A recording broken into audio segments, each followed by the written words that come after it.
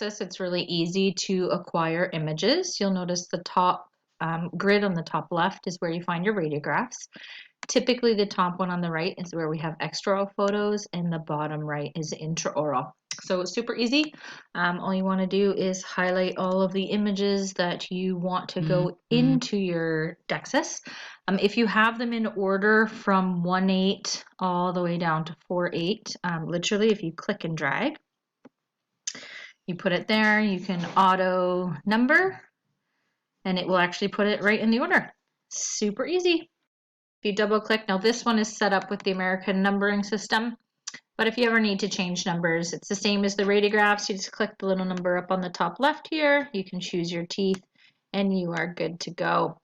If you want to do extraoral photos, you can select which ones you want in. Again, just drag them up. You can change the numbers if you want to. This is where a lot of times we're putting in our ortho photos, and we are profiling them up here.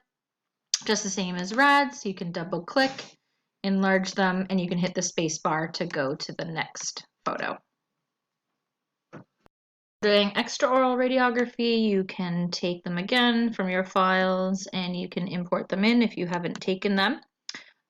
You can obviously zoom in just the same as you can with regular rads. If we're putting traditional radiographs, they typically go in the top left. Once you drag them up here, it takes just a second and you will be able to label them.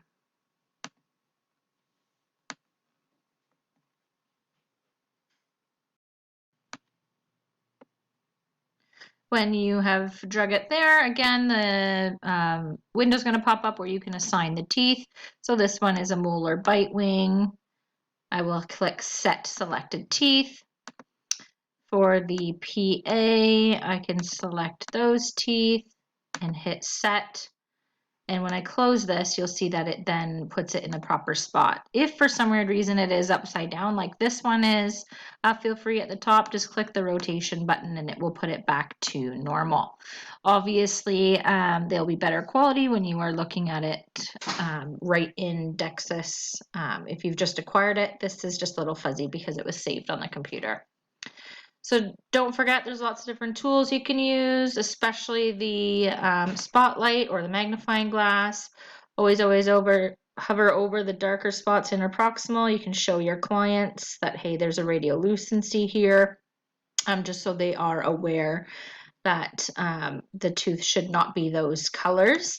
The other thing that you can do if there is bone loss, such as in this radiograph here, you can actually measure it. So if I'm doing a quick single calibration, I can start at the bone, I can go to CEJ, and it usually will pop up with the information here. Right now, just because we haven't set it up, it hasn't really actually, it doesn't actually calculate it for us, but typically once you do the calibration, this will actually calculate the numbers for you, as I'm sure you've probably seen in clinic.